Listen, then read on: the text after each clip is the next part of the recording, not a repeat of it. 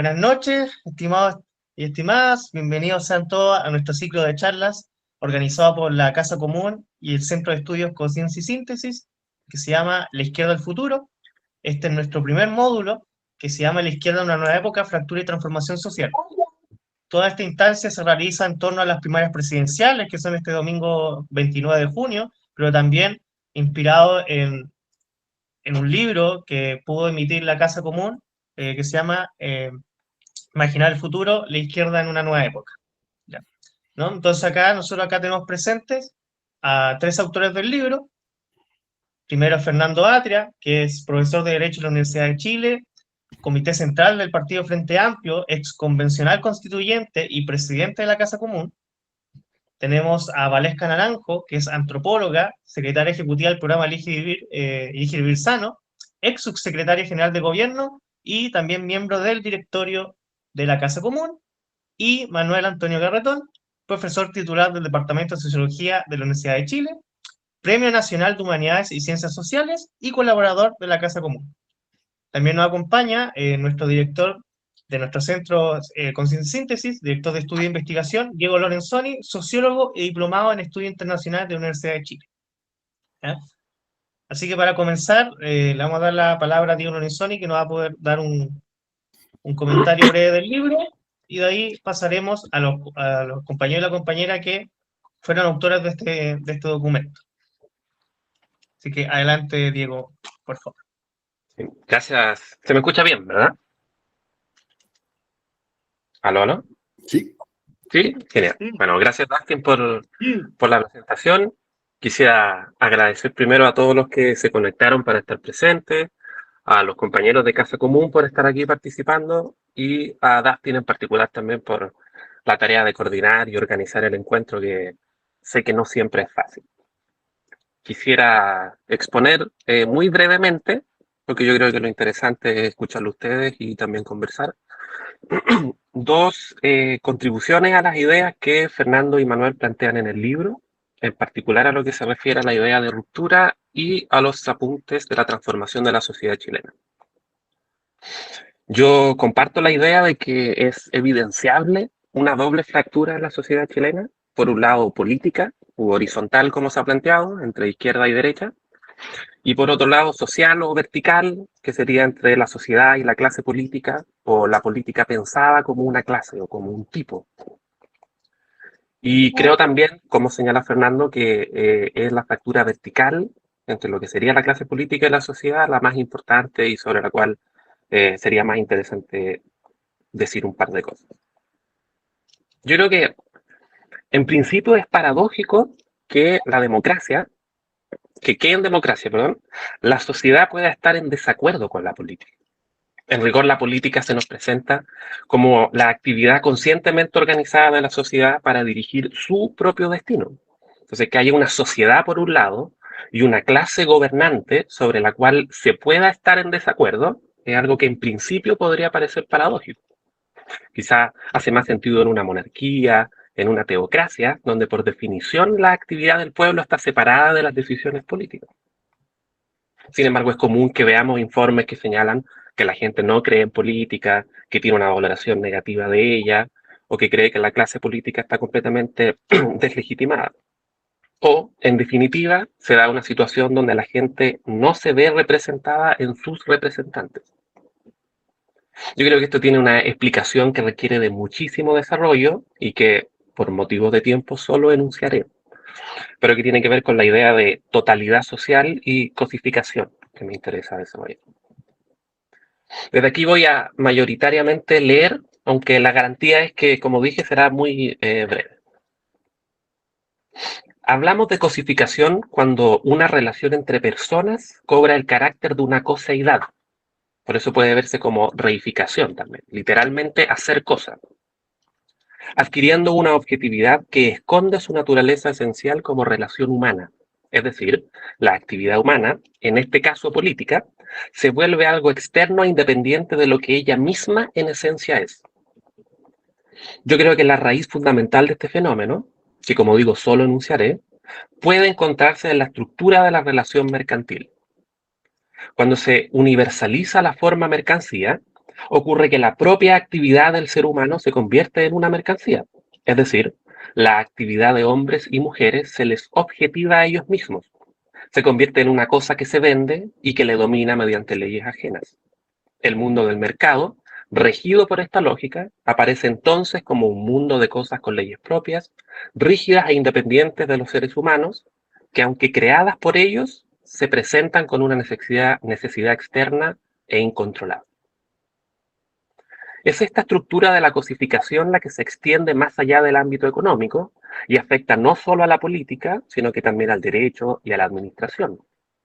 El resultado es que la sociedad en su conjunto aparece fragmentada, como una suma de sistemas parciales racionalizados individualmente, pero sin una conexión racional entre sí, lo que revela la irracionalidad de la totalidad.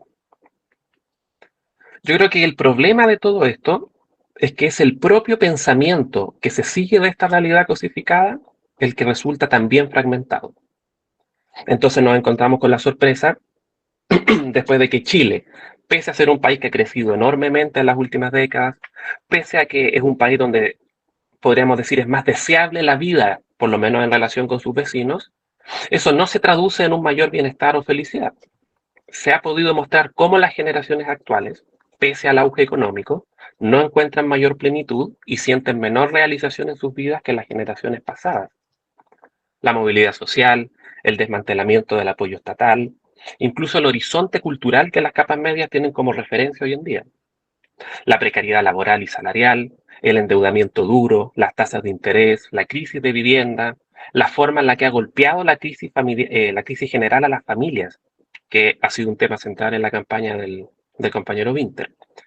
Son todos temas que están ligados al acoso del mercado liberal, a la ausencia del Estado y de los cuales la izquierda tiene que prestar especial atención.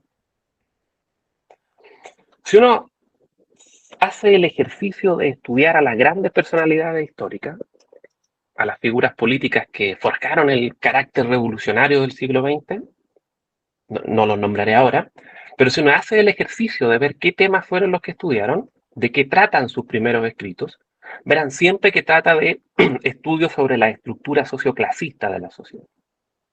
Se trata de identificar las necesidades sentidas de la población para efectuar una correcta línea de masas. Y en esa línea de masas, y esa línea de masas no es otra cosa que el método político para suturar la estructura vertical que se ha descrito. Es la respuesta práctica al problema de la cosificación de la política. Porque si la política se ha convertido en una cosa ajena, en un sistema con leyes propias que opera por encima de la sociedad, la línea de masas es precisamente el método para descosificarla, para devolverle su carácter humano, para convertirla de nuevo en una relación viva entre dirigentes y dirigidos. Primero se trata de recoger esas necesidades sentidas, esos malestares fragmentados, la deuda, la precariedad, la crisis de la vivienda, la angustia por el futuro. Consiste, en un segundo momento, en estudiar, sintetizar y concentrar esas experiencias dispersas, dándoles un sentido colectivo y una explicación estructural. Es pasar de la psicologización del malestar a la comprensión del malestar como algo objetivo, reconocerlo como social. Para luego, y esta es la parte crucial que rompe el divorcio entre política y sociedad, devolver ese análisis a la gente en forma de una propuesta política, de un programa, de una hoja de ruta que las personas reconozcan como propia. Una política que deje de ser cosa externa y hostil para volver a ser lo que nunca debió dejar de ser, la herramienta consciente de la gente para forjar su propio destino. Este es, a mi juicio, el desafío fundamental para la izquierda hoy en Chile: superar nuestra propia fragmentación y, sobre todo, superar la fractura vertical con la sociedad.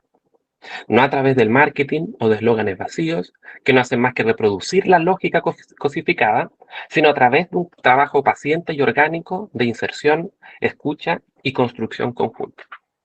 Muchas gracias. Muchas gracias, Diego. Bueno, me había olvidado decir quién era yo. Mi nombre es Dustin Moreno, director de edición y contenido del Centro de Estudios Conciencia y Síntesis. ¿Ya? Bueno, con estas palabras continuamos con nuestro módulo. Como dijimos, se titula La izquierda en una nueva época, fractura y transformación social, donde nos presentará los diversos desafíos que enfrenta a la izquierda en torno, claro, a estas primarias, pero también la hoja de ruta futura, nuestro proyecto de muchos años. Y tenemos a tres compañeros coautores del libro, que son Valesca Naranjo, Fernando Atria y Manuel Antonio Carreto. Así que, si les parece bien, le daría la palabra ahora a la compañera que escribió la introducción del libro, Valesca Naranjo. Oye, es que después de, bueno, buenas tardes a todos. Digo, después de esta provocadora introducción y muy interesante, que más bien se tiene que, o sea, me parece que sería pertinente como una primera intervención de los autores que se refieren a esta fractura vertical y horizontal entre, entre política y sociedad. Pero dado que me han dado la palabra, me gustaría, a ver, cómo partir y un poco responder a esta, a esta, a esta introducción gatillante, provocadora y de apertura del diálogo, que creo que sin duda abre como grandes preguntas a propósito de esos desafíos de transformaciones que yo creo que en lo que aquí se introdujo, ¿no es cierto? Habla de ese vínculo estructural, ¿no es cierto?, a propósito de las necesarias transformaciones y desafíos que siempre ha tenido la izquierda. Se escucha bien, ¿no? ¿Sí? Que ha tenido la izquierda a propósito de siempre, siempre estar del lado de que buscamos como eh, restablecer, o no restablecer, sino que empujar transformaciones que permitan mejores condiciones sociales para las mayorías, en tanto condiciones, ¿no es cierto?, de desigualdad, y quizás si uno lo pusiera así en ese gran título, los desafíos de la izquierda siguen siendo similares a lo mejor a los desde siempre, los problemas de falta de condiciones de igualdad, la desigualdad estructural, ¿no es cierto?, y la transformación siguen estando presentes, o son los mismos viejos problemas en una época distinta. En el libro yo hago una introducción donde trato de mirar cómo eso, a propósito de nuestra condición histórica, post-dictadura y transición, a propósito de la pregunta por la izquierda hoy, ¿no es cierto?, es un camino, un tránsito, donde la tensión a propósito de la dictadura y las promesas, digamos, o las transformaciones que iba a traer la democracia no se cumplen, ¿no es cierto? Y ahí hay una figura, una frase que es bien ilustrativa, que esto de la alegría no llegó, ¿no es cierto? Y a propósito de la campaña y de las tensiones actuales, creo que la pregunta o los cambios epocales, ¿no es cierto?, están ahí en el libro puestos, por ejemplo, por los desafíos de un desarrollo sostenible, ¿no es cierto?, con respeto al medio ambiente, con las reivindicaciones eh, culturales y sociales que ha traído el feminismo también, a propósito de un proyecto de izquierda. Yo creo que no se puede hablar de un proyecto de transformaciones desde el mundo progresista o desde la izquierda sin tener al feminismo también al centro, a propósito de desigualdades estructurales. Y eso, si bien no son problemas nuevos, sí son desafíos que hoy son de una visibilidad distinta, a lo mejor, a la que podemos pensar hace 20, 30, 50 años atrás, si queremos hacer un corte ahí. Comparto mucho lo que señala Diego a propósito de la idea donde un sistema capitalista, patriarcal, extractivista y con otros adjetivos también no solo han regulado la economía, sino que han traído como, o tienen como consecuencia también, o es parte de, menos explícita, pero también traen una apuesta, un proyecto social, cultural, un sistema de valores, finalmente una cultura de mercado, ¿no es cierto?, que uno pudiera decir que una de sus consecuencias son esta cosificación, esta deshumanización, esta atomización de los distintos, ¿no es cierto?, espacios de la vida social, y la política entonces sería uno de ellos, que también termina como mirándose, no sé, autocráticamente. Y entonces, una segunda consecuencia, diría yo, ahí también es la de la deshumanización, ¿no es cierto?, de esa relación. Y yo creo que ahí uno pudiera tener distintas capas del análisis, donde el problema es volver a relacionar a la política con la sociedad, o es la sociedad la que debiera, como tú dices, volver a tomar la política como un instrumento, ¿no es cierto? Y esa como, no me recuerdo bien cómo lo llamaste, pero como el volver a un trabajo de masa, o sea, el volver a conectarse con la sociedad, pudiera ser una respuesta a esta fractura. Sin duda, seguramente sí, ¿no? Pero creo que es una pregunta válida decir como desde qué espacio es donde ese tejido se reconstruye, o desde los propósitos, ¿no es cierto?, de la misma política y de un proyecto de izquierda, se vuelve a vincular con una sociedad que, por cierto, no es una sociedad idealizada en el sentido, idealizada lo digo en el sentido como de la homogeneidad de los grupos, o solo una estructura de clases, como lo fue en algún momento una manera de mirar, sino que hoy día a lo mejor nos enfrentamos a complejidades mayores, donde las capas ya no son de clase, sino que son de clase identitaria, económica, social, en fin. Son más complejas, y me quedaría, y para ir cerrando, y más bien darle la palabra a mis compañeros que se refirieron más directamente a estos temas. Pero me gustaría quedarme con la idea o de volver a esta idea de la deshumanización, que llamaste, Diego, coseidad también, pero cómo la profundidad de un sistema de mercado y un sistema actual, ¿no?, que humaniza a niveles donde vamos corriendo como la frontera todos los días de lo que es posible tolerar, entre comillas. Hoy día tenemos aquí de vecino gobernante a una persona como Milei, ¿no es cierto?, en Estados Unidos, a Trump, donde cada día parece que las circunstancias se recrudecen en torno a no solo deshumanizar a todo lo diferente, ¿no?, en este caso ahí como en la figura de los migrantes, sino que la deshumanización de la vida que trae un sistema como el que estamos teniendo, como el que ahora nos ha tensionado, y a propósito de la actualidad y de las campañas que hoy día se estrenaron, como cuando el candidato Winter dice: nos dijeron que no era posible, pero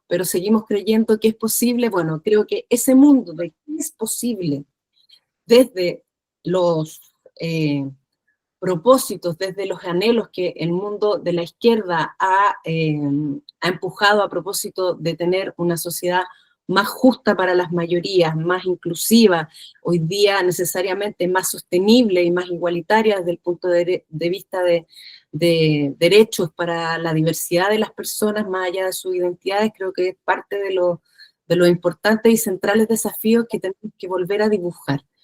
Me quedaría por ahí, y no sé a quién le tocaría, no sé quién está ahí haciendo de mediador.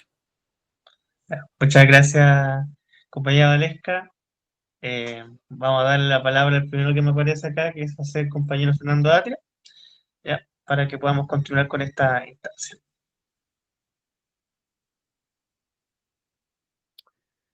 Está silenciado, Fernando.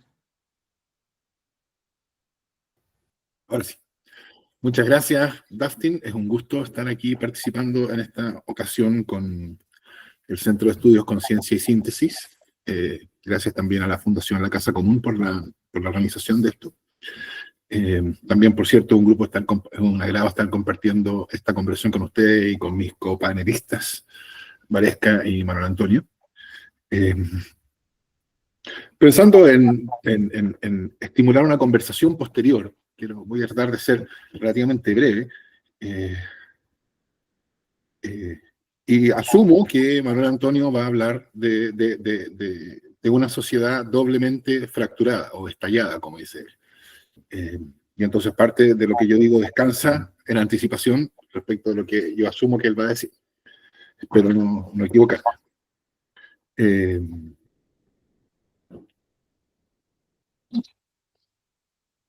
Yo creo que la distancia que hay, o la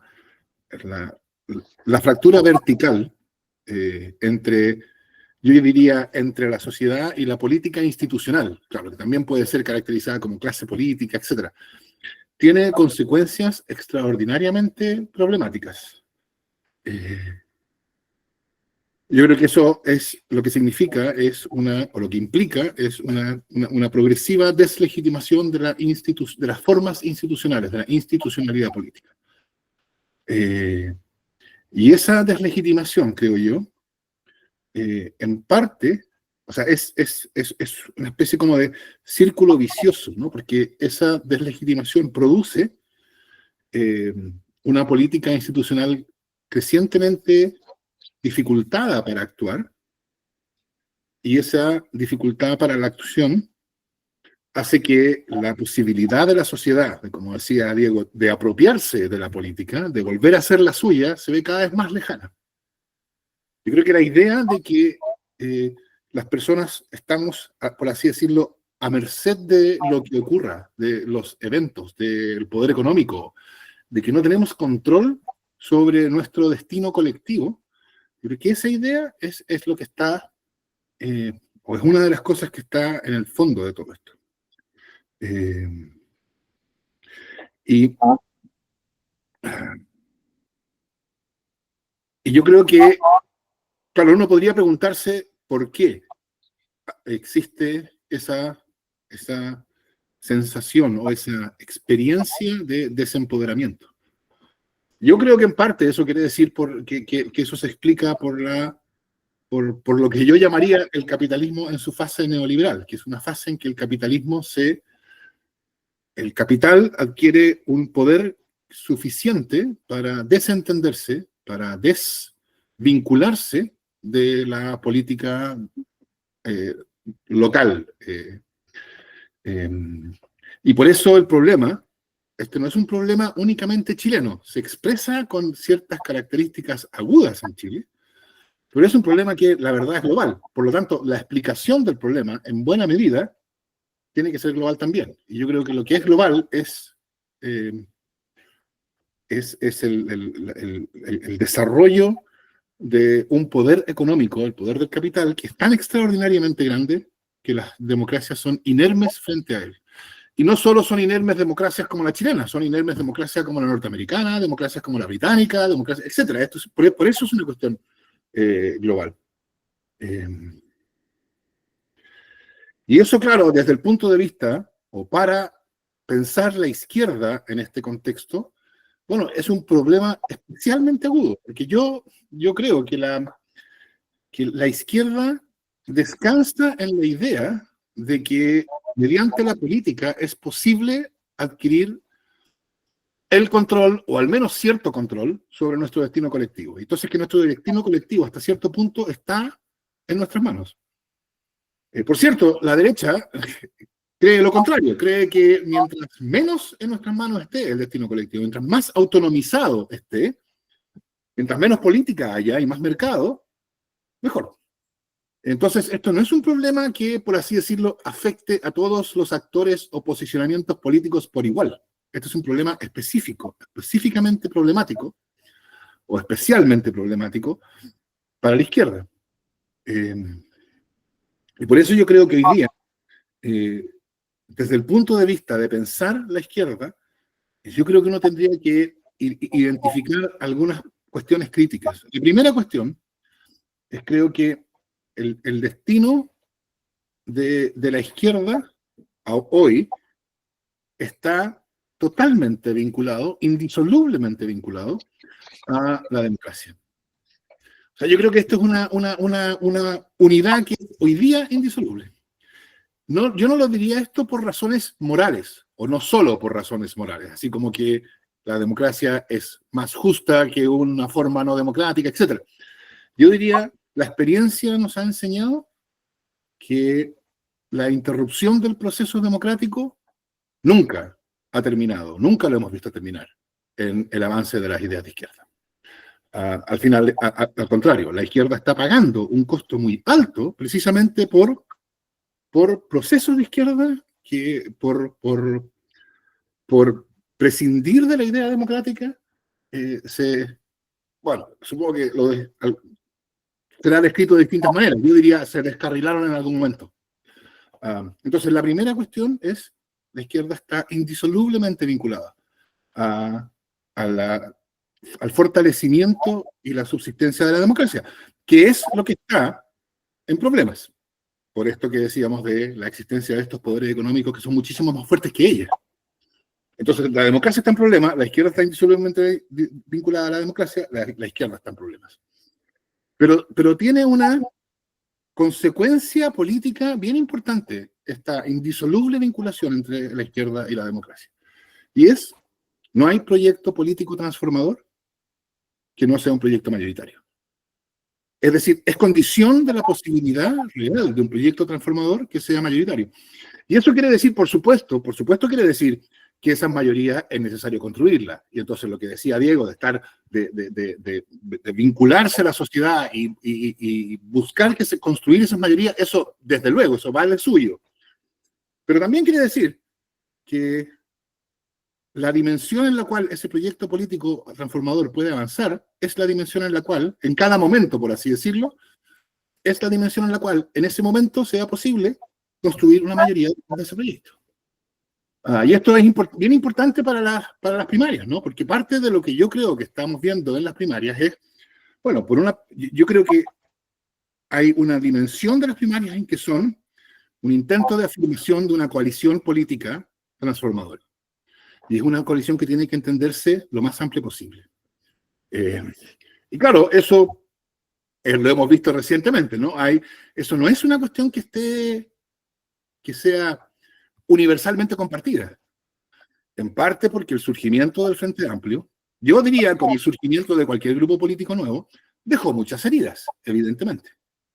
Algunas de esas heridas eran justificadas, parte de la crítica del Frente Amplio a la concertación, etcétera, era justificada. Parte de esa crítica era probablemente, tenía que ver más bien con el hecho del surgimiento, y entonces visto desde ahora podría uno decir era injustificada. Pero entonces, si de lo que se trata, si lo que le da sentido al Frente Amplio y a la izquierda hoy, siempre en realidad, pero hoy en particular, es la realización de un proyecto transformador, eso exige la conformación de mayorías. Y eso en la política chilena significa una coalición lo más amplia posible, de fuerzas que estén, no en el detalle, por cierto, porque ahí habrá diferencias, pero sí en la dirección general de transformación. Entonces yo creo que eso exige una condonación recíproca de todas las deudas. Es así de simple. No podemos dedicarnos a cobrar esas deudas pendientes. Hay que condonarlas. No todos van a estar dispuestos a esto, por supuesto, pero es parte, yo creo, de lo que tiene que orientar nuestra acción política, orientada a eso, a la construcción de una coalición que pueda construir una mayoría detrás de un proyecto transformador. Y creo, por supuesto, hay muchos intereses, evidentemente, aquí no hay nada nuevo, en que esto no ocurra. Y esos intereses están, bueno, como también lo hemos visto recientemente, en lugares hasta cierto punto insospechados, pero, o sea, están desde luego en la derecha. Entonces, creo yo, una cuestión fundamental tener presente de que es el esfuerzo de construcción de una mayoría transformadora, lo cual significa una coalición que pueda ser mayoritaria y que tenga una orientación transformadora, exige, o sea, es un esfuerzo que va a estar constantemente atacado por aquellos a quienes les interesa que no haya una mayoría transformadora. Y esto, como les digo, lo vemos en el Mercurio todos los días, lo vemos en las declaraciones recientes de Óscar Landerreche, etc. O sea, está en distintas partes, pero hay que aprender a no dejarse provocar y a buscar persistentemente la construcción de esa mayoría. Yo creo que eso es, o sea, las primarias son acerca de eso. Y el éxito de las primarias es su contribución a a la construcción de esa mayoría. Hay, por cierto, muchísimo más que decir, pero por razones de tiempo me quedo aquí y podremos, supongo, volver sobre algunos otros temas de esta u otras presentaciones o del libro en general en la conversación posterior. Muchas gracias. Gracias, compañero Fernando. Ha ingresado algunas personas nuevas, así que les recordamos que este es el módulo 1. Les queda una nueva época, fractura y transformación social. Han podido conversar con Diego, con Valesca, con Fernando. Después va a haber una instancia de algunas preguntas y conversación con los panelistas. Ahora es el turno de hablar de Manuel Antonio Garretón, para que nos pueda tirar sus palabras. Hola, muchas gracias a Fuerza Común y a Conciencia y Síntesis, a la Casa Común, a la Casa Común y a Conciencia y Síntesis por esta invitación. Yo lamento tener que ser el último en hablar, porque yo tenía organizado mi intervención para hablar en primer lugar, no porque sea más importante o no sea más importante, sino porque hay temas que yo no pensaba tocar, y no pienso tocar porque no lo he preparado, que fueron planteados y que me parecen claves. Por ejemplo, toda la última intervención de Fernando se ubica después, por decirlo así, en términos de reflexión, de las intervenciones de quien inauguró esto, de Diego y de Valesca. Y teóricamente las de ellos, a mi juicio, se ubican después de la... En términos de niveles de abstracción, si ustedes quieren, o de tipo problemática a tener. Así que pido disculpas por que voy a tener que repetir muchas cosas que otros han dicho porque las tenía pensadas en mi intervención. Y quiero partir por una cosa que nos complica, que tiene que ver con la primera intervención, la de Diego, pero también con las otras y en general con nuestra discusión, que es esto de la política y lo político. Mi impresión es que es una discusión fundamental. Y cuando hablamos de la política, muchas veces estamos hablando de lo político y la política. Y está bien. Lo que pasa, la ruptura hoy no es entre lo político y la sociedad, porque todo lo que pasa en la sociedad es política, y ahí es la famosa frase: lo personal es político. Lo personal es político, pero no todo lo personal es política. Y esa, a mí me parece una distinción fundamental. Yo creo que uno de los grandes problemas, por supuesto no vamos a entrar en esa discusión, pero uno de los grandes problemas de la afirmación de lo personal es político, es que confunde lo político con la política, y al final, entonces, si lo personal es la política, es el sueño de Hitler y de todos los totalitarismos. Entonces, uno tiene que hacer una distinción, y la distinción tiene que ser entre lo personal y la política. Y el gran problema, a mi juicio, es que en la historia política de la sociedad que hoy día desaparece, que es la sociedad, digamos, industrial, de Estado Nacional, etcétera, producto de los grandes cambios civilizatorios.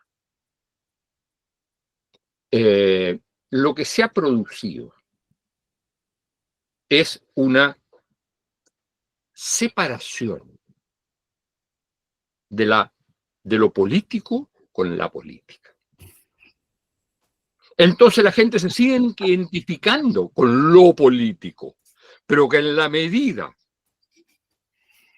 que la política no está ligada a lo político, rechaza la política. Entonces hay que entender que sí hay una ruptura entre política y sociedad que sí hay porque hay una ruptura entre lo político y la política. Se debe eso básicamente al mercado y al capitalismo. No. Lo político la política estuvo enteramente separada antes del capitalismo de la sociedad y reducida a un núcleo determinado que tenía todos los poderes. Entonces, yo creo que nada tiene que ver el capitalismo o el tipo de capitalismo, por supuesto que sí tiene que ver. No es lo único. La inteligencia artificial en sí misma no es capitalista. La globalización en sí misma no es capitalista. Los cambios demográficos tienen un componente, por supuesto, todas las cosas, pero y que son fundamentales, no son en sí mismos el capitalismo. Y entonces hay que entender que hay un cambio estructural que incluye, por supuesto, el componente capitalista, un cambio civilizatorio que está transformando el sentido de la política que nos tocó vivir en los últimos 200 años. Bueno, ninguno de nosotros tiene 200 años, pero suponemos que nuestros padres, abuelos, en fin. Bueno, digamos, esta es una primera reflexión a partir de lo que aquí se estaba señalando, que me pareció súper, súper interesante. Pero yo iba a plantear las cosas desde otro lado, no tan distinto, pero con otros temas más específicos. El tema de la izquierda fue básicamente, y en esto nuestro viejo maestro, a quien nos tocó conocer, Norberto Bobbio señalaba siempre que la igualdad era la estrella en el cielo u horizonte de la humanidad para la izquierda. Se trata de la igualdad como una cuestión central. Y esta era entendida fundamentalmente en los movimientos de izquierda y en la teoría de la izquierda como una igualdad, y eso bien lo señalaba Diego al comienzo, estructural o socioeconómica. De eso se trataba. Rápidamente, para ir, porque no tenemos tiempo, no vamos a hacer un análisis de la historia, rápidamente lo que ocurre en un cierto momento es que esa igualdad socioeconómica, que se definía un tipo de sociedad, y el tipo de sociedad era para la izquierda el socialismo, fundamentalmente, donde el problema principal era el tema de la propiedad y la emancipación de la clase que sufría el problema de la acumulación de la propiedad por parte de la clase capitalista, que era el proletariado. Pero muy rápidamente se entiende que esa igualdad, y ahí viene la dimensión, si usted quiere, política, política institucional, como decía, que esa dimensión de que la igualdad tiene una dimensión de igualdad ante la ley, igualdad respecto de los derechos, fundamentalmente de los derechos y libertades. Y ahí hay un primer momento, yo diría, donde se incorpora el componente político de política que tiene que ver con cómo se elaboran estos instrumentos que aseguren la libertad y los derechos. Y eso tiene un sustrato que se va a llamar ciudadanía. Quienes son los portadores de derechos es la ciudadanía. Lo que lleva a plantearse el problema el tercer problema, el tercer tema de la igualdad, que es el tema del poder.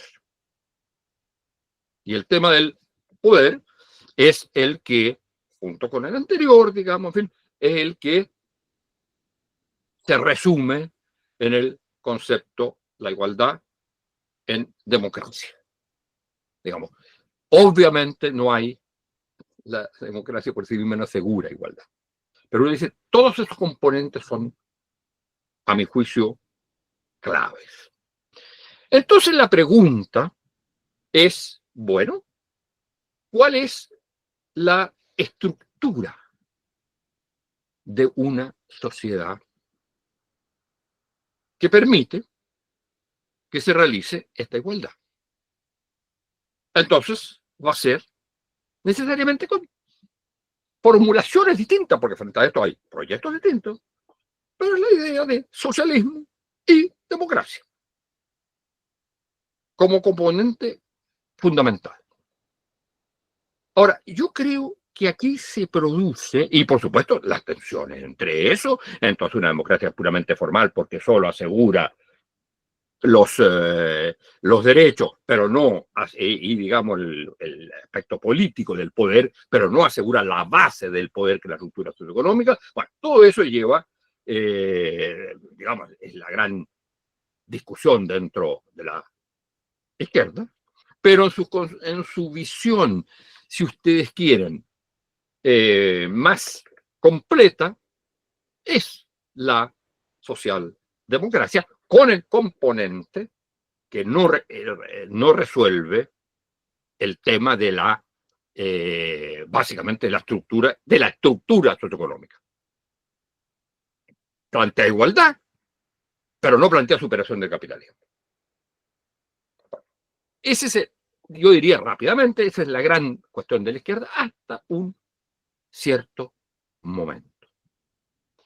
Y el momento está caracterizado, por un lado, por las transformaciones civilizatorias que todos conocemos, pero también, y precisamente en el caso chileno, ello es muy impresionante, los estudios lo muestran actualmente, y digamos, todos los problemas tipo socioeconómico, en fin, los conocemos. Pero aparece un nuevo elemento de redefinición de la igualdad. Y es bien interesante eso porque plantea un problema. Porque hasta ese momento era posible pensar en socialismo y democracia. Es decir, aunque puede haber mucha discusión sobre las posibilidades reales de socialismo, no, pero digamos una estructura socioeconómica y una estructura, digamos, política. El problema es que aquí se mete la otra dimensión que afecta al conjunto de lo social, que es la dimensión, llamémosle por decirlo de alguna manera, cultural. ¿Por qué? Porque la igualdad, la principal igualdad en todos los estudios que se han hecho en los últimos 10 años, es la igualdad respecto al trato. Lo que autores en filosofía llaman el reconocimiento. Respecto a me tienen que considerar como yo me considero. Es decir, esa igualdad es una igualdad que penetra todas las dimensiones de la vida. Igualdad de dignidades. Significa, y es interesante, porque la dignidad es la palabra, que no se sabe qué quiere decir. Es un significante.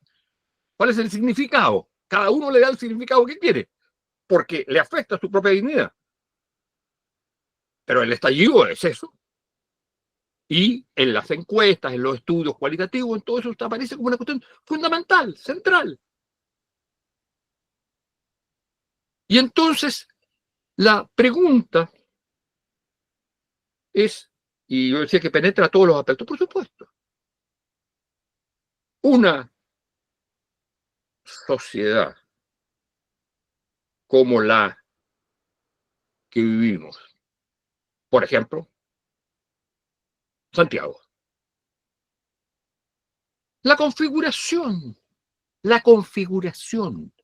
de Santiago hiere la dignidad de la gente. No solo que los medios de comunicación, digamos, que la locomoción y que todo eso, ¿eh? Pero digamos, la existencia de dos mundos.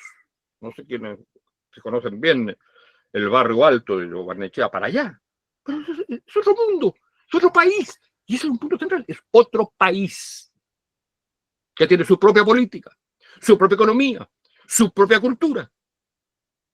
Es otro país metido dentro de un país que se llama Chile. Perdón, aquí está. Bueno, entonces, no sé cómo apagarlo. Entonces, lo que digo, este tema nos plantea el hecho de, bueno, ¿cómo? ¿Qué tipo de sociedad? Porque yo puedo decir qué tipo de sociedad asegura cierta igualdad socioeconómica. Muchos problemas, pero por supuesto. Pero ¿qué tipo de sociedad?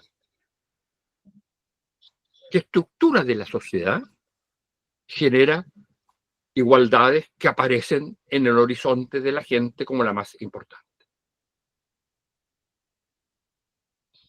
Y entonces, eso plantea, a mi juicio, un problema fundamental a la izquierda.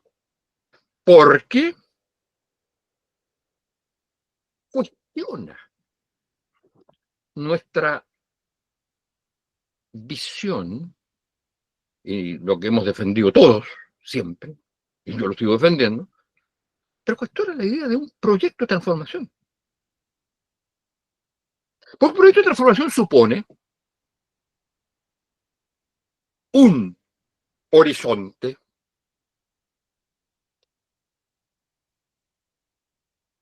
histórico estructural, pero también un horizonte ético estructural. El histórico estructural se refiere a la economía, se refiere a la política. Y no está claro cuál es la posibilidad de construcción de ese proyecto de transformación.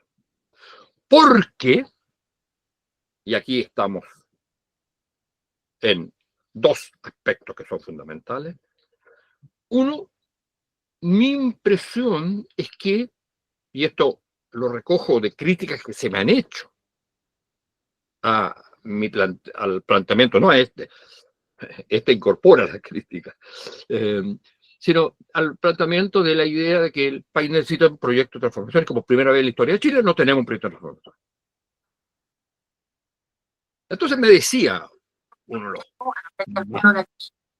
¿Perdón? ¿Qué pasó? No entendí. ¿Qué pasó? ¿Alguien está diciendo algo? No, que alguien había prendido su micrófono por error, ya lo silenciamos, no se preocupe. Yeah. Bueno, en un foro como este, uno de los intelectuales que yo más admiro me decía que, ¿qué es esto de hablar de proyectos de transformación?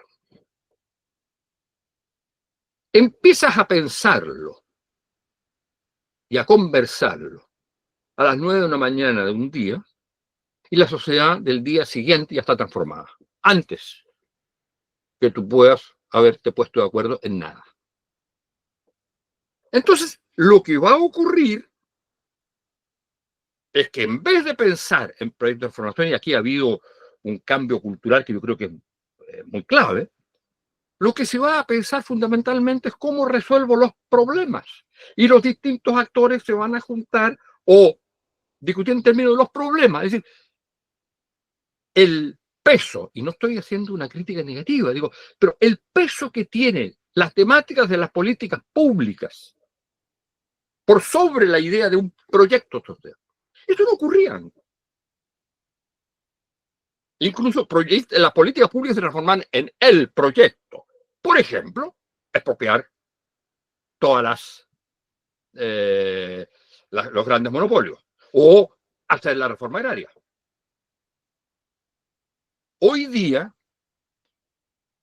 las políticas públicas en general tienen cada una de ellas una cierta idea, pero no tienen una idea de proyecto social. Y ese yo diría que es el gran drama y problema de la izquierda, que tiene la ausencia de una propuesta, en el sentido de propuesta de tipo de sociedad. Y la pregunta es si eso es posible tener o no un tipo de sociedad. Porque, por un lado, quizás no sea posible, pero que es estrictamente necesario. Lo es, porque aquí lo que ha ocurrido es que se ha ido con las transformaciones de la sociedad generando una multiplicidad, y ahí vienen las rupturas, y la ruptura, una multiplicidad y perdonen que uno pueda cometer un error en esto, conceptual, pero multiplicidad de sociedades. El estallido de la sociedad significa que hay múltiples sociedades cuya suma intenta reemplazar a la sociedad. Y entonces lo que vienen son propuestas, programas, y la idea de consenso es una idea de consenso en torno a pongámonos de acuerdo en las distintas políticas. Y de hecho hay un consenso. Por ejemplo, al final se logró un consenso en la reforma previsional. Pero es una mentira.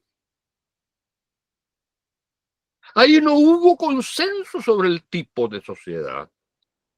Yo creo que hay un paso importante y necesario, y estaba bien que se haga. Pero el problema es que consenso en las políticas públicas no significa un consenso mínimo en, yo diría, qué nos une como sociedad y frente a eso qué proyecto yo planteo. Y esto supone, a mi juicio, lo que decía Fernando, todo lo que dice Fernando respecto a la construcción digamos, de un proyecto mayoritario.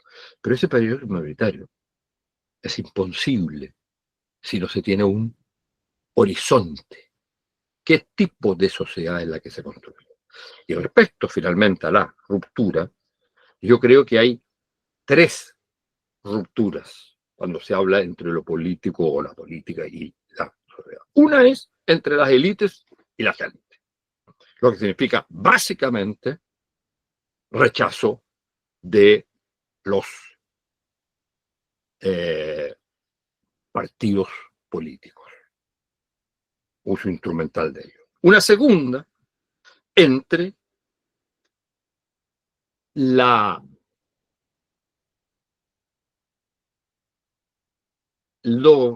digamos, lo que llamamos la ciudadanía y los movimientos sociales. Partidos y movimientos sociales entran en la primera. En la segunda es ciudadanía y movimientos sociales. De hecho, el movimiento del estallido fue un proceso de movimientos o identidades sociales, no de ciudadanía. Y la ciudadanía, que es la base de la democracia, está estallada. Y ese es el tercer ruptura, es la ciudadanía estallada. Es decir, una ciudadanía no solo separada de los movimientos sociales, sino que es suma de individuos o individuas que básicamente lo que buscan es su dignidad, como señalaba anteriormente. Y la dignidad es un principio que se califica, se evalúa y se define individualmente y no colectivamente. Y eso le quita un enorme espacio a la política, porque la política habla de ciertas cosas de lo colectivo y la gente quiere hablar de lo que le pasa a ella. Y esas son a cada uno de ellos. Y ese es el problema, entre otras cosas, de una estructura que hoy ya no es la estructura industrial, sino que es la estructura digital, por ejemplo. Bueno, dejo aquí planteado algunos problemas. Muchas gracias, compañero Manuel. Bueno, con esto terminamos la parte expositiva, ¿ya? En honor a la hora vamos a hacer una ronda, una única ronda rápida de preguntas. Este caso, a diferencia de otros ciclos de charlas que hemos tenido, tenemos 4 panelistas, ¿ya? Esta vez fue un poco más ambicioso, normalmente tenemos 2 máximos. Entonces, evidentemente, no es necesario que todos los panelistas se refieran a todas las preguntas, pero sí tener un abanico para que puedan aportar en torno a diversos temas, ¿ya? Así que vamos a recolectar unas 3, 4 preguntas y comentarios. Pueden escribirlo o, si no, hablarlo con micrófono. Allá abajito hay una parte para levantar la mano. Ojalá no más de 1 minuto, ¿ya? Así que eso, levantó la mano Juan Pablo Correa Salinas, adelante, por favor. Hola, voy a ser muy breve, muy preciso. Me gustaría preguntarle a Fernando, a propósito de su comentario sobre la relación entre la izquierda y la democracia, ¿no? Y la tarea de la izquierda respecto de la democracia, y aprovechando lo que decía Manuel Antonio justamente sobre el tema del proyecto político de la izquierda, ¿qué relación ves tú, Fernando, entre la democracia entendida como un dispositivo, digamos la democracia procedimental, ¿cierto? Como un conjunto de procedimientos institucionales, y la democracia como utopía política? Si la democracia como un proyecto social, construido desde la izquierda y para la sociedad en su conjunto. Y creo que son 2 cosas distintas, ¿no? La democracia justamente como un aparato institucional y la democracia como proyecto utópico para la sociedad, que me parece a mí que parte de la tarea de la izquierda es conectar ambas cosas. Eso, gracias. Gracias, Juan Pablo. ¿Alguna otra pregunta, comentario del público? Contigo vamos a continuar. Pueden escribirlo. Jorge Hidalgo levantó la mano. Adelante. Hola, buenas. Quería preguntarle algo a Diego, que si podría explicar un poco más de cómo la totalidad puede ser irracional y mientras tiene partes racionales. Y también me gustaría preguntarle si cómo juega la conciencia de clase, el último que él mencionó. Eso era. Gracias. Gracias, Jorge. Tenemos espacio para un par de preguntas más. Pueden ser dirigidas como se han dado o pueden ser generales, ¿ya? ¿Alguna otra pregunta o comentario antes de continuar? Pueden escribirlo, levantar la mano.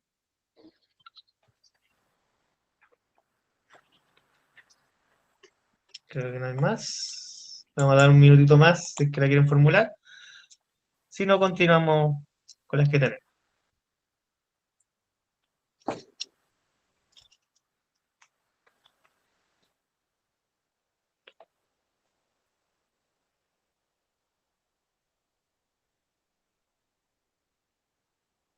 Ya parece que no hay más preguntas, quizás se formule una ahí. Acá tenemos 2, ¿ya? Que fueron dirigidas. La primera, a Fernando Atria, la relación entre la izquierda y la democracia, y esta comparativa entre la democracia procedimental y como proyecto utópico, y una dirigida a Diego, que es estos conceptos de totalidad racional y irracional, y cómo juega la conciencia de clase en lo que él expuso. ¿Ya? Así que, Fernando, si quieres responder primero. Gracias. Sí, gracias, Juan Pablo, por la pregunta. Yo creo que hay una cuestión bien importante porque se refiere no solo a la democracia, sino cómo debe ser entendido un proyecto transformador.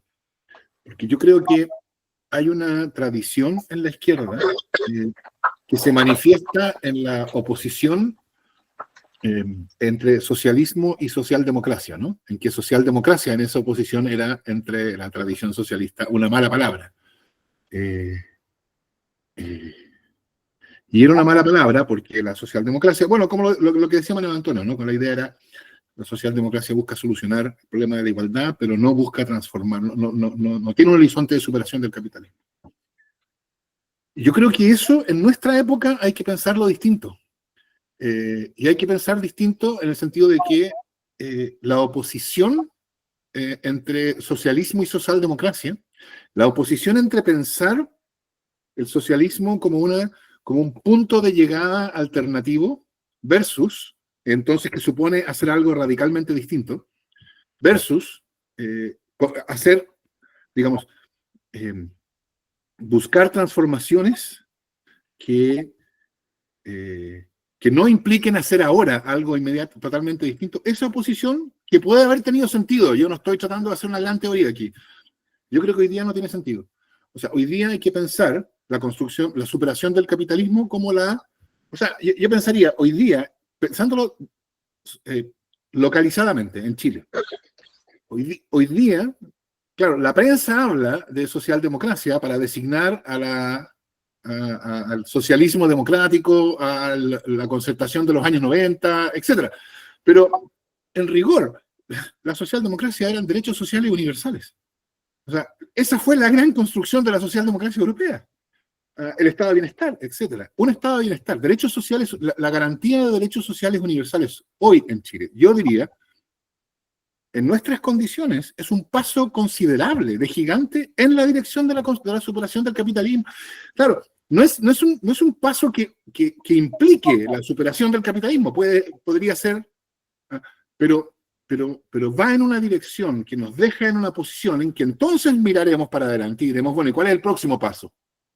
Y yo creo que la misma lógica entonces, el compromiso con la democracia en el sentido procedimental no se reduce al sentido procedimental.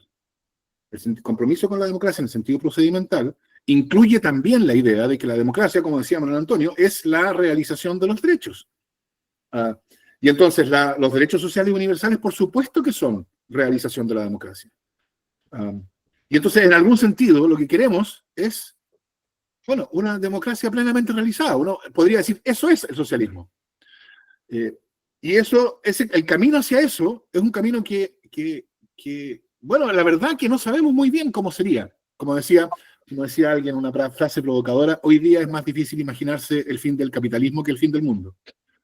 Pero eso no quiere decir que el horizonte deba ser abandonado. Y es bien importante notar el sentido de la metáfora, ¿no? El horizonte es un lugar que nunca se alcanza.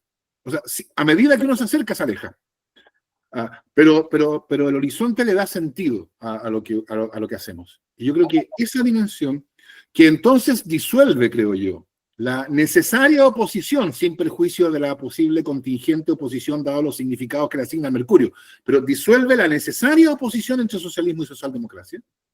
Yo creo que es lo que es por así decirlo, a eso corresponde esta idea de que hay una vinculación, de que entonces lo que necesitamos es la construcción de una coalición mayoritaria, en que probablemente va a haber distintos sentidos de cuál es el horizonte, aunque podremos construir un programa común para los desafíos que vienen en el futuro políticamente relevante. Y entonces en algún momento, en el futuro, descubriremos que no podemos seguir juntos. A lo mejor, o a lo mejor no. No tiene sentido que eso sea un obstáculo a caminar juntos hoy día. Entonces yo creo que esa es un cambio en la manera en que tenemos que entender el socialismo y su relación con el capitalismo, con las informaciones, etcétera, que es extraordinariamente profunda, porque se manifiesta en una pluralidad de dimensiones. Pero, ¿puedo añadir algo antes de pasar a la otra pregunta? Sí, ¿no? por supuesto. Adelante. Lo interesante, aunque se haya dejado de lado esa palabra, lo interesante es que esa idea de socialismo es la que fue, para los que son más jóvenes, y todos son más jóvenes que yo en este caso, eh, fue la idea de la que llamamos la renovación socialista. O sea, el socialismo como lucha, proceso permanente de lucha contra todas las contradicciones, no solo contra la explotación, contra la dominación, contra la opresión, contra la alienación. Y entonces, claro, uno dice, falta ahí cuál es la dimensión estructural, qué tipo de sociedad. Pero que eso lo van dando las luchas que tienen por ese horizonte Exacto. y por lo tanto de un permanente. O sea, no va a haber sociedad socialista. Eso está claro. Lo que va a haber es siempre lucha socialista contra toda forma de opresión, alienación, explotación, dominación, etc. Ahora el problema es, entonces, ¿cómo se define? ¿Contra cuál es la opresión o dominación central? Hay que luchar contra todas en lo posible. Y ahí es donde entra entonces el sujeto que construye eso. Y ahí Fernando tiene toda la razón en un punto. Que ese sujeto, si no es un sujeto democrático, ¿eh? Es el surgimiento de una opresión contra que supere la anterior, pero que sea opresión. O sea, el sujeto tiene que ser un sujeto democrático, el movimiento social, lo que sea, pero que hace esas luchas y es un sujeto. Y si es un sujeto democrático, es un sujeto colectivo, y por lo tanto obliga a pensar a partir de ciertas reglas que desgraciadamente existen porque la humanidad es la humanidad, que son las reglas respecto de mayoría y minoría. Y por lo tanto, el socialismo o es una construcción mayoritaria o no es socialismo. Porque si no la construcción no es mayoritaria, el orden que va saliendo de ahí es un orden que impone o alguna forma de dominación o alguna forma de opresión, etc. Muchas gracias, Manuel. Vamos a pasar entonces a la siguiente pregunta. A no ser si Valesca tiene algo más que agregar sobre esta.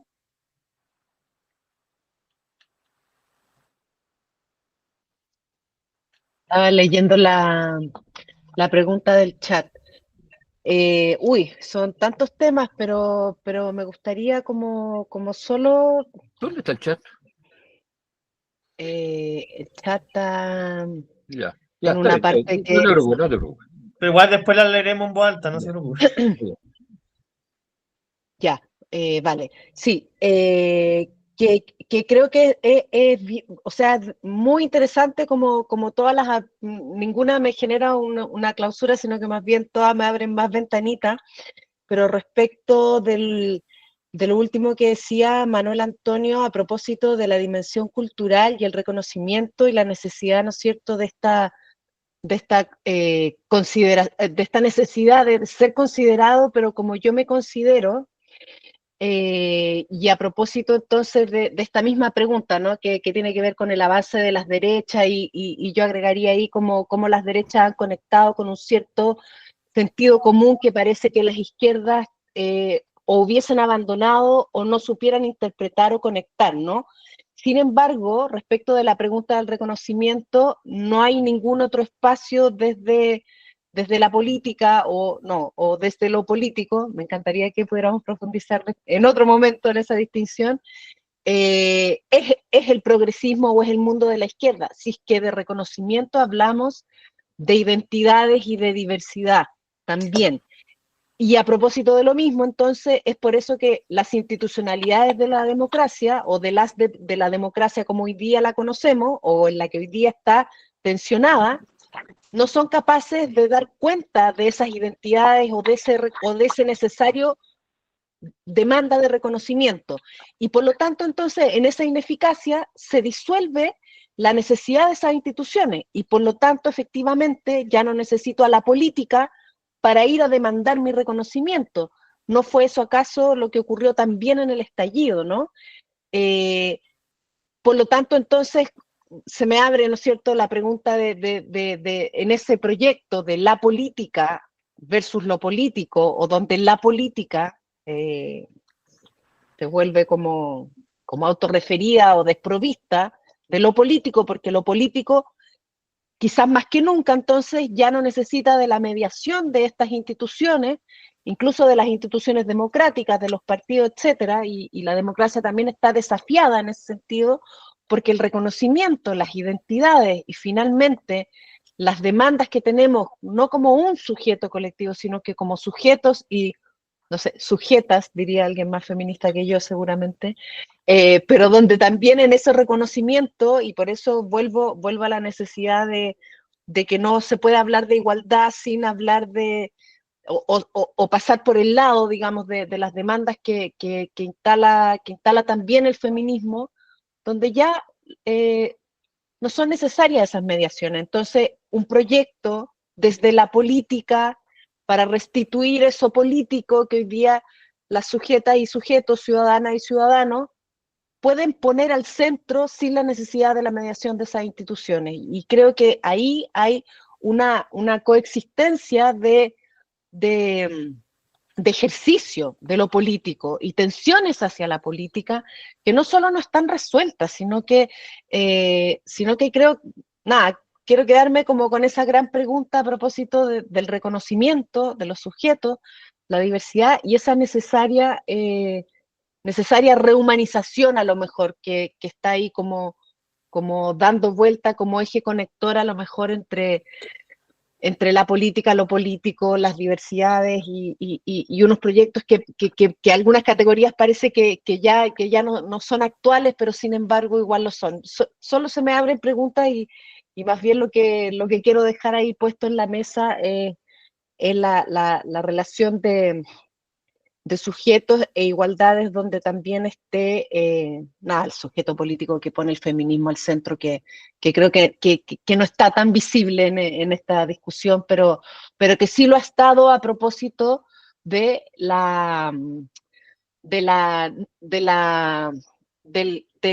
del sacudirse, ¿no?, de las instituciones o las mediaciones para hacer que esas demandas, esos reconocimientos y esas tensiones que están en la sociedad aparezcan también en la política y tensionen la política. Y yo creo que de eso el feminismo es un gran ejemplo. Eso. Muchas gracias, compañera Valesca. En honor al tiempo vamos a terminar con estas dos preguntas que quedan y con eso finalizamos. Recuerden que igual quedan 3 módulos más del ciclo de charla. Entonces, hay mucho más instancias para conversar y seguiremos continuando. ¿Ya? Bueno, está la que se le entregó a Diego, y vamos a concentrar estas dos que se quedaron en el chat de forma general, si es que alguno de los panelistas las quiere tomar, brevemente. La primera es la de Nicolás Naranjo, que dijo, ¿para quién quiere responder de los panelistas? Hoy en día la gran mayoría de los chilenos comulgan con ideas de derecha, como el orden autoritario, la seguridad policial y el individualismo como forma de surgimiento. Incluso pareciera que ni la dignidad pertenece al campo semántico de la izquierda, como decía el profesor Garretón. En este sentido, ¿cómo la izquierda vuelve a representar las grandes demandas del conjunto de la sociedad? Esa es la pregunta que hace Nicolás. Y la otra pregunta general que acaba de escribir Emilio Santi, y con esto cerramos, quería preguntar, ¿cómo entender la llegada de la dimensión algorítmica o el algoritmo respecto a la definición de la dignidad? Y si es posible realizar un proceso de transformación cuando ni siquiera tenemos control respecto al contenido que consumimos, incluso ni siquiera al cómo lo consumimos. ¿Ya? Entonces ahí hay dos preguntas generales, una sobre qué pasa con... Perdón, había una pregunta a Diego, que fue la que se postergó. Yo creo que correspondería darle la palabra a él. Y Sí. después, digamos, y después se acaba nomás. Desgraciadamente no se alcanza a contestar todas las preguntas. Pero yo creo que sería, por lo menos, de parte nuestra, sería mal educado, digamos, ponernos a contestar preguntas generales si no, Sí. dado. Sí, pues de hecho ahora le toca a Diego. Sí, ¿se me escucha? ¿Se me sigue escuchando bien? ¿Sí?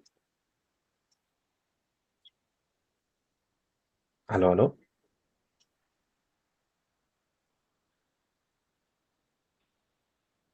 Ah, ok. Eh, sí, rápidamente, porque son preguntas, creo, más de una índole teórica quizás, así que voy a ir rápidamente y quizás, lo lamento, superficialmente también. Respecto a la irracionalidad como resultado, a la irracionalidad como resultado de racionalidades individuales, eh, puesto en simple, esto es una idea que en realidad está, yo creo, implícitamente en el Capital. O sea, Marx lo que hace es describir la lógica de reproducción del capital y mostrar que el capitalismo en su conjunto es un mal negocio para la humanidad toda. No es un emplazamiento moral. El argumento no es si es que la explotación es justa o no, no es si es que es ética la miseria. No, lo que hace Marx es explicar cómo es que el capitalismo, cuando funciona bien, o sea, cuando los tipos no se hacen trampa, cuando pagan impuestos, cuando no se generan monopolios, ¿cierto? Porque noten que no hay que ser marxista para criticar que los empresarios, no sé, pues incumplan los contratos o tengan a sus trabajadores en una situación de insalubridad. No, pues es que cuando todo funciona bien, cuando las unidades económicas se comportan de manera racional, es que entonces el resultado de esas sumas racionales es la destrucción del medio ambiente, es la concentración de la riqueza, son las crisis cíclicas. La otra parte de la pregunta que tenía relación con la conciencia de clase, sí, esa es más compleja. Yo creo que la discusión respecto de la conciencia de clases está y ha estado mucho tiempo está y ha estado mucho tiempo trabada, a veces incluso por los propios intelectuales de izquierda, que piensan la conciencia como conciencia de alguien, ¿no? La conciencia sería algo así como la suma de muchas conciencias individuales. Eso es pensar la clase como una colección. Eh, yo creo que hay que sacarse de encima primero para poder reflexionar respecto a eso, y pensar que la expresión conciencia de clase alude a una clase social, no a una colección de individuos. Pasa que pensar a la clase como un sujeto, para poder pensar a la clase como un sujeto, hay que distinguir la conciencia empírica, lo que cada uno piensa, con la conciencia de clase como potencialidad de la conciencia empírica. La conciencia de clase es un hecho objetivo, pero no es un hecho empírico. Es objetivo porque la clase está en condición de tenerla, pero no es empírico porque de hecho puede tenerla o no. No sé si se entiende. Entonces, es una cuestión que va desde Hegel, ¿cierto? Y que Marx retoma con muchísimo entusiasmo, que hay que pensar a la conciencia como actos, no en ideas. Puede resultar a veces contraintuitivo, pero la conciencia, en este sentido, no es un conjunto de ideas o representaciones, no es actividad mental. La conciencia es un conjunto de hechos sociales. La conciencia es algo que ocurre. Entonces, cuando dicen cómo es que podemos generar conciencia, lo que hay que hacer es crear un modo de vida. Si eso se logra, entonces como consecuencia podemos tener un modo de pensamiento distinto. Eso, para el que le interese, está en el 18 Brumario. Lo menciono porque acá en el centro tenemos un compañero que es un gran entusiasta lector de ese texto, entonces me acordé. Pero como digo, son aproximaciones generales a la problemática que desde luego podrían desarrollarse mucho más, pero espero sirvan como respuesta. Gracias, Diego. Justo me había caído, así que escuché la mitad, pero muchas gracias. Bueno, si es que hay alguna otra palabra de los panelistas acá presentes en torno a las preguntas que se plantearon, alguna reflexión o algo que agregar, ahí ya queda a disposición. Fernando, Manuel, Valesca, ¿quieren agregar alguna otra cosa? Yo agregaría, no sé si exactamente si cuenta como respuesta a alguna de las preguntas, pero yo creo que en temas vinculados a los temas planteados por la pregunta, yo creo que hay una cuestión importante en nuestra época, que es que hoy día hay una forma de individuación de las personas a través del consumo que no puede ser ignorada. A lo mejor esto tiene que ver con lo del algoritmo, etcétera, ¿no? Y eso yo creo que tiene que llevar a repensar soluciones tradicionales de la izquierda. Yo creo que o sea, si nosotros hoy día pensáramos en cómo es posible en nuestro contexto la realización de la idea de derechos sociales universales, yo creo que eso no puede pensarse vinculado a la provisión únicamente estatal. Es decir, hay una demanda de individuación a través del consumo, en el sentido amplio, que choca con la manera tradicional de pensar el servicio público estatal, que no permite individuación porque tiene una uniformidad propia de la ciudadanía. Es decir, tiene sentido. Yo creo que eso obliga a pensar soluciones, o sea, a pensar con audacia soluciones distintas, tradicionales, porque yo creo que en nuestras condiciones esas soluciones tradicionales son imposibles. Entonces, si nuestras ideas están vinculadas a esas soluciones tradicionales y esas soluciones tradicionales son imposibles, eso quiere decir que nuestras ideas son imposibles. Un ejemplo, Fernando, un ejemplo. ¿Ah? Un ejemplo. O sea, yo estoy pensando, por ejemplo, en que el derecho social a la educación no puede significar ni siquiera como aspiración la estatización de la educación, que toda la educación sea educación estatal, que el espacio para proyectos educativos no estatales es un espacio que a nosotros nos interesa mantener. Otra cosa, por cierto, es que esos proyectos educativos funcionen conforme a las reglas del mercado, ¿no? Ese es el problema. Pero el problema no es que sean, no es la naturaleza privada. Y en el pasado habríamos pensado que la realización del derecho a la educación es la expansión y idealmente, por lo menos tendencialmente, que la exclusión de la educación, la expansión de la educación pública y la exclusión de la educación particular. Yo creo que ya no podemos pensar así. Pero, fíjate, yo encuentro que totalmente de acuerdo, pero no es cualquier expansión. No, por cierto. O sea, el eso nos obliga a decir, 10% de escuelas privadas actuales, en fin, o sea, yo sería mucho más total. Sí, yo sería mucho más radical que eso. Yo diría, eso nos obliga a pensar entonces, bueno, ya que lo que nos interesa no es digamos, la provisión estatal porque sea estatal, bueno, entonces, ¿qué es lo que nos interesa? Y yo diría, para seguir con el ejemplo de educación, que lo que nos interesa es la exclusión del principio de mercado. Que la educación no sea una mercancía, que se distribuya y se organice como un derecho social, y que entonces que estos proyectos educativos no estatales, bueno, solo puedan, o sea, funcionen bajo la lógica de que la educación que proveen no es una mercancía. Por lo tanto, no hay provisión con fines de lucro, en fin, no hay una serie de cuestiones ahí que uno podría empezar a desglosar. Pero por supuesto que no es decir cualquier expansión, desde luego. El problema, diría yo, ahí es el mercado, no la naturaleza de la gente. Es el hecho de que hoy día, por ejemplo, o sea, lo que niega el derecho a la educación es la educación provista conforme a un régimen del mercado. La forma tradicional de excluir el mercado era a través de educación pública. No tenemos que pensar más allá de esas formas tradicionales. Otras maneras de excluir el mercado. O sea, San Simón. Bueno, no hay nada nuevo bajo el sol. Oye, yo quería agregar dos cosas.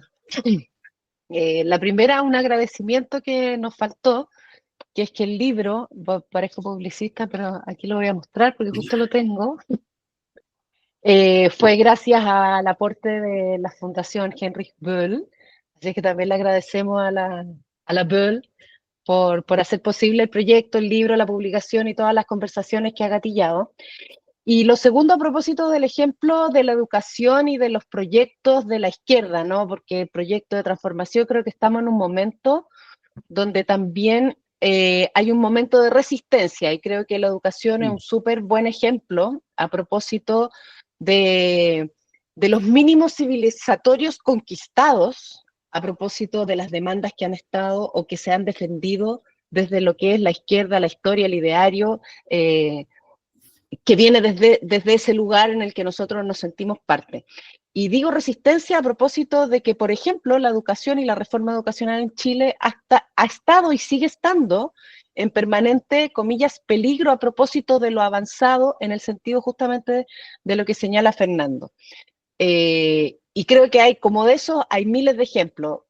Uno súper central e importante, y uno mira a Estados Unidos y lo ve permanentemente en ese ejemplo a propósito de la actual discusión de la ley de aborto y su despenalización, y cómo en Estados Unidos, después de una larga historia y tradición de tener el derecho y soberanía sobre el cuerpo de las mujeres, a las mujeres les fue quitado, ¿no? Y digo, en el feminismo hay mucha experiencia a propósito de que nunca los avances se pueden dar por dados, y creo que eso es extendible a todos los avances que desde el mundo de la izquierda y que desde el mundo de la aspiración a los derechos y a la igualdad no se pueden dar por sentados, y tenemos también una tremenda tarea no solo de transformar, sino que también de defender. Y eso quería como Valesca, dejarlo para cerrar. Valesca, ando absolutamente de acuerdo contigo. Aquí hay un punto, y es que la posibilidad de regresión es porque hay una mayoría que demande la regresión.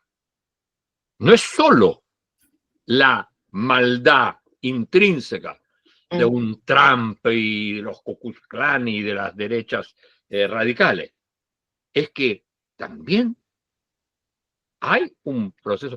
La palabra que se usa es derechización de las mentes, pero hay un cambio en lo que era el sentir común que hizo. Hay que pensar que 7% estaba por cualquier tipo de aborto el año 1991. 7%. Y se logró mayoría para las 3 causales. Y hoy día, eso está en cuestión. Y en otra parte también. Y entonces, el problema es, y vuelvo el tema planteado por Fernando, el problema es cómo mantienes una posición mayoritaria en esos aspectos. ¿Por qué la gente ha cambiado de opinión ahora? ¿Por qué ha cambiado? Y eso obliga a pensar en qué cosas y en qué lenguaje se habló los que estamos por esa reforma, para que fueron mayoritarias en un momento, para que en este momento no lo sean. Es un problema fundamental. Súper de acuerdo, y creo que ejemplo de lo mismo es a propósito de nuestro proceso constituyente versión 1 y versión 2, donde en ambos casos hay unas mayorías que señalan pulsiones, caminos, direcciones transformadoras totalmente distintas, y en un periodo de tiempo muy corto. Entonces, digo, o sea, las pulsiones, la política y lo político, cómo se está articulando hoy día, creo que es algo que también está súper abierto, y a eso también me refería con hasta dónde miramos cuáles son las condiciones para asegurar unos espacios y otros, y yo creo que tú das la clave, para mí esa es una clave, ¿no? Que efectivamente en la cultura, a propósito de ser una dimensión que fija justamente aquello que es como lo que damos por dado, aquello que aceptamos, que está totalmente en disputa hoy día. Siempre está en disputa, pero hoy día particularmente quizás, ¿no? Y ahí también, a propósito de tu misma pregunta, Manuel Antonio, ¿es una ineficacia de la izquierda o es una máxima eficacia y eficiencia de las derechas, o estamos en pulsiones donde las mayorías van transitando de un lugar a otro a propósito de, bueno, unas sensibilidades, unas posiciones que a lo mejor nos falta información, nos falta estudio, nos falta profundización o visibilización de categorías que no están tan presentes, y que sí tenemos pistas? Yo creo que cuando tú hablas del reconocimiento, o sea, los temas de salud mental, de convivencia, un montón de temas que no han estado en la centralidad de la política ni en los proyectos sociales de la política son importantes a propósito de la definición de estas posiciones, siento. Por eso creo que el Y feminismo va a son los seguir más teniendo un rol utilizados central. también, y son también los más utilizados en el peor de los sentidos. Totalmente. Los temas de salud mental son utilizados para, digamos, justificar cualquier no voy a decir socialismo, cualquier antisociedad. Tienden a ser muy antisocial. Entonces, también hay que tener cuidado con eso. O sea, es súper complicado en ese sentido. Parece que Juan Pablo pidió la palabra.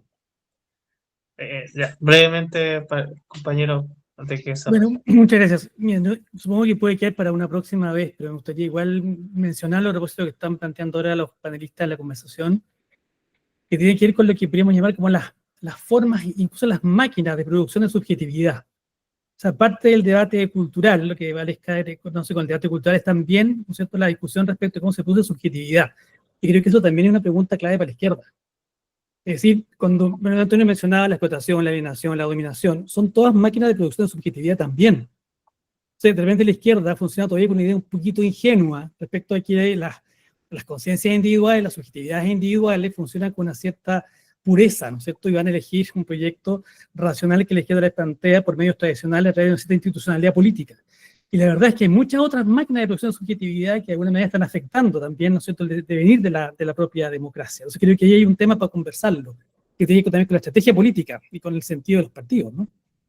Habló el psicólogo, ¿no? También. Ya, bueno, muchas gracias, compañero, compañera, a los panelistas acá presentes. Nos quedaron muchos temas en el tintero, la verdad. De hecho, se plantearon más preguntas conforme fueron respondiendo. Tenemos que dejarla para otra instancia. Como sabrán, existen 3 módulos más. El próximo módulo se llama Para vivir mejor por un programa real de bienestar social, donde vamos a tomar todo este tema que quedó pendiente de los derechos sociales, de distintas aristas, ya el programa de derechos sociales de la izquierda. Eso lo vamos a tomar en el segundo módulo, el próximo miércoles a la misma hora. ¿Me permite De una nuevo cosa agradecer, ¿sí? final para agradecer? Sí, por supuesto. Quisiera decirle con toda franqueza, primero, agradezco mucho la nota diferente desde otra perspectiva, pero que no digo que sea contradictoria, pero de Diego. Creo que ha sido un gran aporte. Y creo que entre nosotros 4 no habíamos tenido nunca una conversación tan buena como esta. Ha estado Así muy que, bien, sí. muchas gracias. Muchísimas gracias. Gracias por la oportunidad y por la invitación y bueno, por el éxito de este ciclo que se inicia hoy día. Sí, muchas gracias. gracias. Muy, muy honrada de la invitación. Yo también aprovecho de agradecer, de dejarlos invitados a que lean el libro y que se sumen también a los próximos módulos que van a estar igual de buenos. Muchas gracias, compañero y compañera. Los seguiríamos invitando a otras instancias, por supuesto. Quedamos muy contentos con la instancia, con el inicio de nuestro ciclo.